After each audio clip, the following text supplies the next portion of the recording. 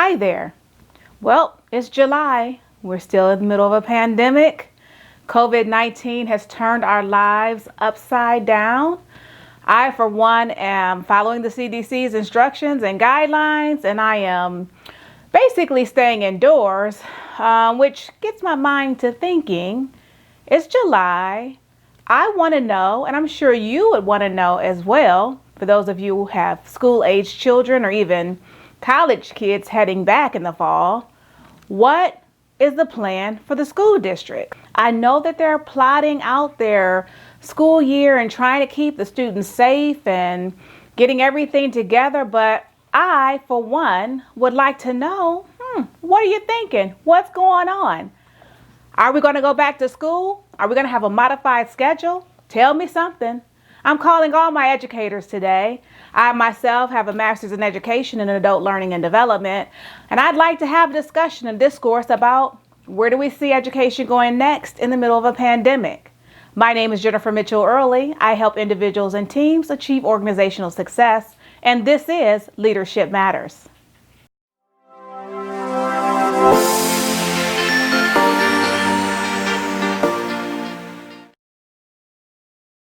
What's the plan for the school district? What's the plan for the educators, the teachers? How are we doing curriculum? Are we meeting in person? Are we not?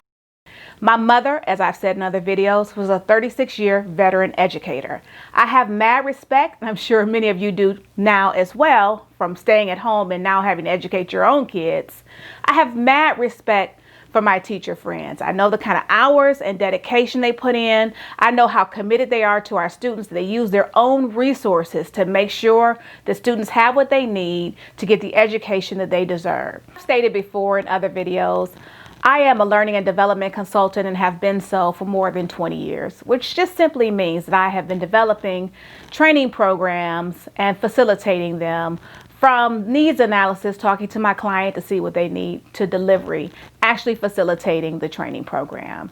Additionally, I've been a substitute teacher and adjunct professor at an area community college. I taught interpersonal communication. So, I've got a little experience in education, but not so much in the K through 12 space.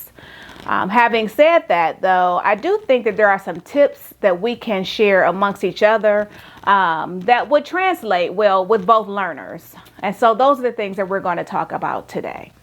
My daughter and I were planning her first college trip, her first formal college visit, when everything was put on hold for the coronavirus.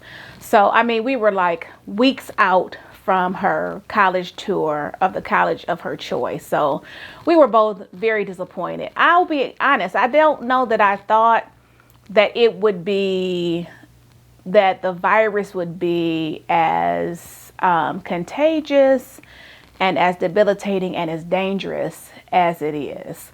So initially I thought, they'll put it off and we'll be able to reschedule. So we were at the tail end of her junior year when everything came to a halt. And, we weren't the only ones that came to a halt for a lot of individuals. And so I am not a helicopter parent. Especially as my daughter has gotten older, I kind of leave things to her. She knows my expectations and my standards as it relates to the grades that I think are acceptable. And if I get contacted from a teacher, then I loop her immediately into the conversation because she also likes to have her own independence and to problem solve. And because I won't always be in her back pocket, I always encourage that. I say, you know what my standards are, you know my expectations, I'm willing to help. What do you need? I offer X, Y, and Z. 9 times out of 10, she turns me down. She comes up with a plan, which is my requirement, and she tackles it. And so that is how we have worked throughout her high school years. And that did not change with the pandemic. I will say, however, that I was more than a tad bit concerned when my 17-year-old was sleeping in most mornings that she would have ordinarily been in school. And so I did want to know the game plan and the schedule. And I do understand that it took everyone by surprise, including her teachers, her district, and the school board.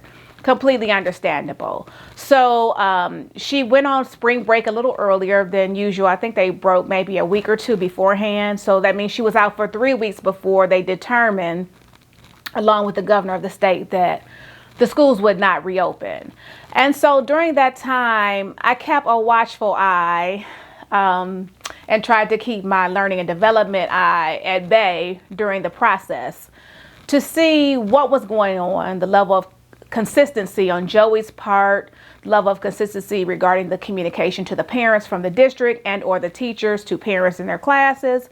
Because, you know, the end of junior year, we're gearing up for college. We are in, you know, this is the time that it all counts. So, you know, we don't have times for my daughter to get lax or to get, you know, pre-senioritis. And we didn't really have time for the virus to upset all these apple carts. So I will just say this.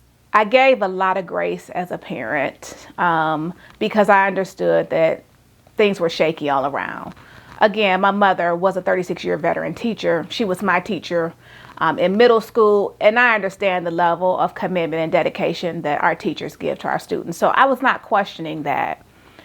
However, as you move into a new school year, I do have some thoughts about what I'd like to see as a parent as it relates to my daughter and how the school year should unfold, whether you're in school or not. Now, my education and my vantage point and my experiences lend themselves to distance learning, blended learning, and, you know, delivering training to individuals who don't necessarily, you know, want to be there, who are compelled by their employer to be in their seat. However, I do know that it is my job to engage them to the degree that they leave my instruction, our time together, however long that might be, with the tools necessary to do their jobs. And that is the same expectation that I now have for my daughter's teachers. Now, with my daughter being a senior in the upcoming school year, what I did say to her was, this is great preparation for college, because there's a difference between a professor and a teacher. Professors are often published in their work and in their field. They are experts and they profess to know things. So a lot of times they will be talking at you, sometimes to you, in a classroom that is largely self-directed. You will get your syllabus and you will know what what the expectations and the assignments are, and you will kind of be left to your own devices to guide and navigate that. If you come to class, great.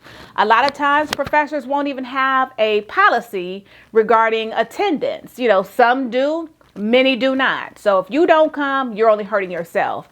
And so I kind of took that perspective at the end of this year with my daughter, like, hey, you know, if you blow it, there'll be nobody to blame really but you. This is setting you up for college. So you can look at it one of two ways. You can feel like, oh, this is great, I can get over.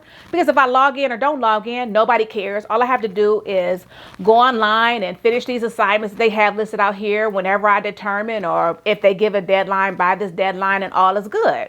And that worked for the end of this year because, again, people were still getting their footing and wrapping their minds around what's going on and really just trying to complete the year when the rug had been taken out from underneath people. Like, if I'm a teacher K through 8 and I'm used to, you know, in-person instruction, and all of a sudden I have to navigate now technical aspects and Zoom meetings and all those things that I don't typically have to navigate for students, that's going to be a challenge. So I'm just going to probably do what they did. Here are the rest of the assignments for the year. You know, we'll meet here or there, and then we'll figure it out together. On the other hand, I was saying to my daughter that, you know, that's not going to be the case in college, and who knows what college is going to look like. If we really look at the forecast of COVID-19, it is not forecasted to end anytime soon. So you really started college kind of early in that you are now responsible and accountable to get your work done. You are your own motivator. You are your own instigator. And if things don't work out, you really can only hold yourself accountable. Having said that, That was a challenge to the students, right? The challenge to the students is now you have to be responsible. You have to take your work seriously, and you have to be the one to instigate these conversations with your teacher. If you don't understand something, if you need some clarity, if you need expectations set, that you are now culpable for how your next year in school kind of rides out. And again, my daughter is in high school, finishing up her K through 12 journey. So this will be definitely different. If my daughter was in middle school or elementary school, my conversation today would be a little different. My expectations certainly would be different. But there's also responsibility on the teacher's end. And while they didn't have the training for distance learning and blending learning and all of those things in their curriculum, and I say that from having my MED and taking courses with K through 12 MED students at the time, and knowing that our goals were different, our learners are different to a degree, our environments are definitely different. So in K through 12, you basically have a captive audience in that when students come to school, if they don't, they'll be found truant and there'll be some type of repercussion to, kind of to incentivize them to be in school. Two, if you're in class and you're goofing off or you have your phone or what have you, and you're being disruptive, you can always be removed from the class. However, in adult learning environments, corporations, where you're doing training in, on college campuses, I can't really send you to the dean's office. And not to say that classroom management isn't important on either end, because it is. But in those areas, it's really up to me to manage the environment to the degree that I can ensure that everyone walks away having learned and met the objectives of the course.